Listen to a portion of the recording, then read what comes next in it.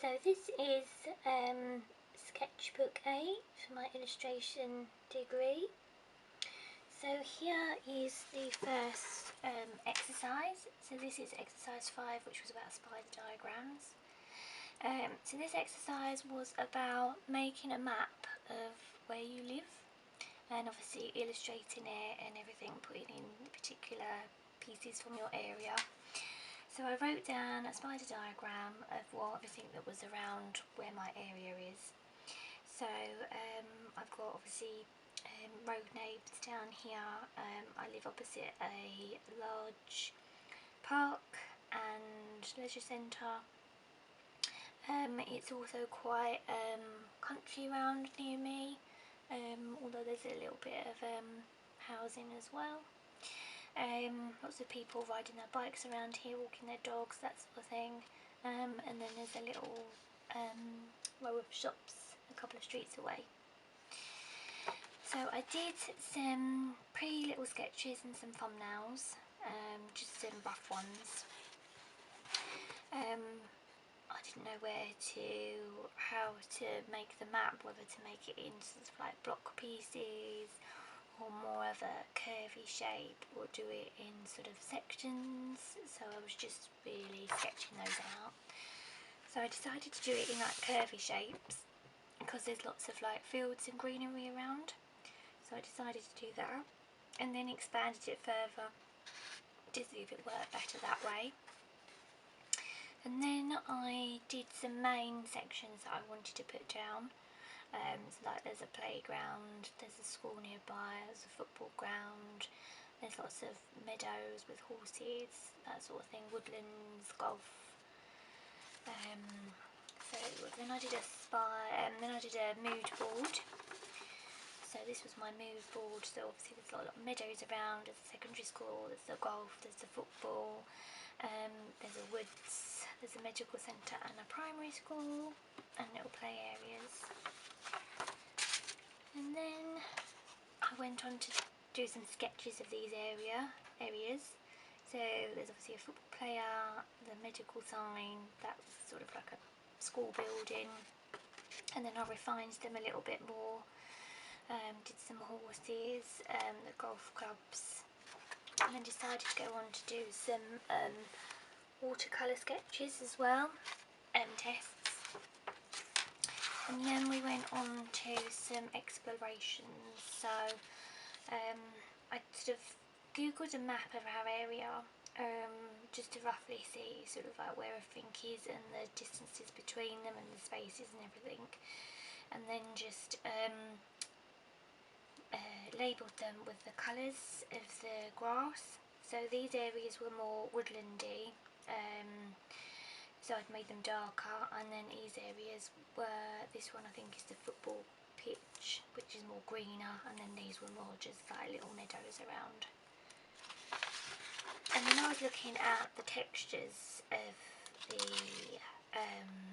meadows and the green areas, because I wanted them to have different textures to normal paint. So I tried them out on the tracing paper to see if that worked at all, but it didn't, because I think because it's watercolour and it's very watery, it just made it wrinkle up, so I didn't go with that idea.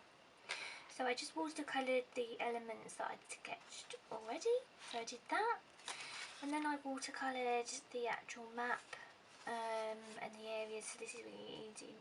This is the woodland areas in Hooker's Green, this is sap green, the lighter ones, and this is just an ordinary green.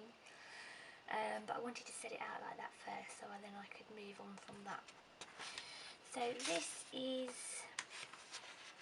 one of the areas. So I erased all these and scanned these through on Illustrator and Photoshop, and then I built them up with the different elements. So obviously this was the woodland area, and that's where the golf is. These were more meadow areas, so just sort of like trees and grass. That was the football pitch with the footballer. This was the school, but it was surrounded by like a field. This was the meadow field with the horse, and then this was more where the houses were, and there's a big pond with meadows and that around there, and then into the high street you've got the school and the medical centre.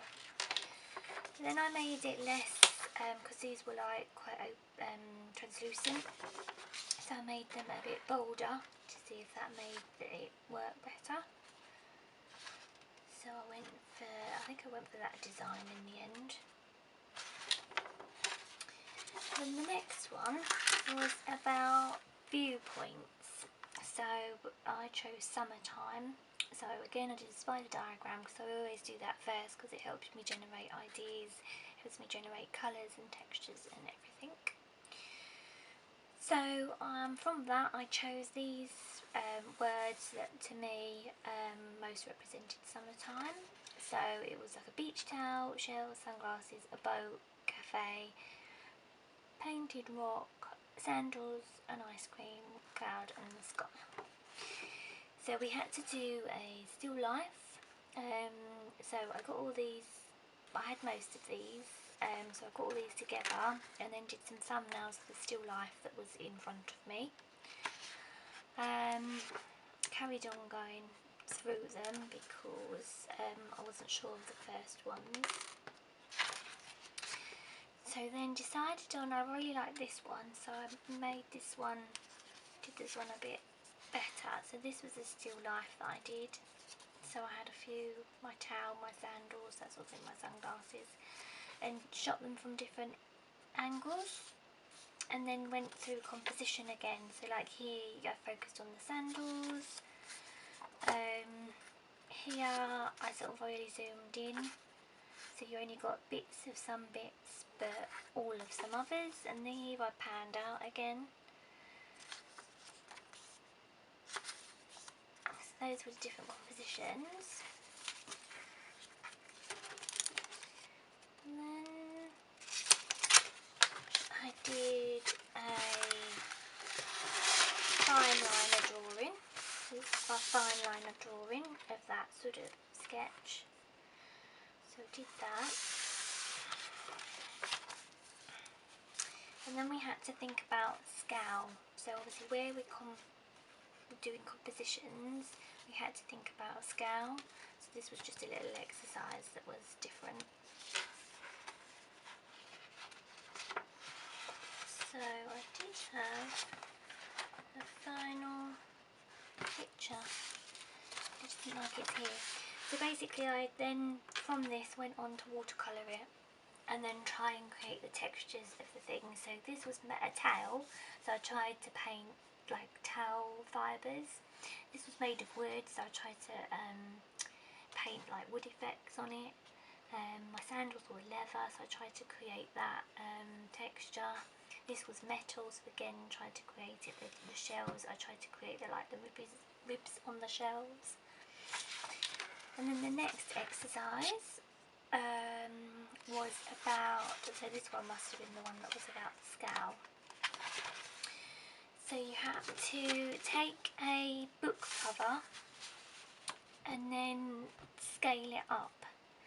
And also simplify it. So this was about annotation basically. So if you went to an art director and you had this as a final piece of your front cover of your book and then they came away with this piece, obviously there's a lot less on it because they annotated it. They thought that this was too busy, so they made it simpler. And you can also do it vice versa. You might have come up with this idea and there might have was not enough detail in it, you know, this one. So we had to do that on 2 different books. So I did this on 2 of the children's books that I have. So you're obviously going up in scale here. So that was quite interesting. And then, so again, this was the same thing. So then we had to annotate book covers. So I found this book cover, which I really liked. But then we had to annotate it as if we were the art director, so that was quite interesting. So we did that one, and then I did this one as well.